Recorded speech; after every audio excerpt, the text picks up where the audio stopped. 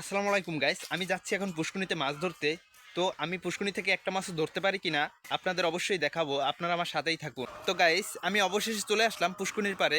এই পুষ্কুনি থেকেই আমি মাছ ধরবো, দেখি আমি একটা মাছও এই পুষ্কুনি থেকে আজকে ধরতে পারি কিনা। তো অবশেষে আমি মাছ ধরতে নেমে গেলাম। জানি না এখানে এখন একটা মাছ আছে কি না। এখানে পানি পড়ার সময় অনেক মাছ দেখা যায়, কিন্তু আমি এখন একটা মাছও দেখতে পাচ্ছি না। তারপরও নামলাম।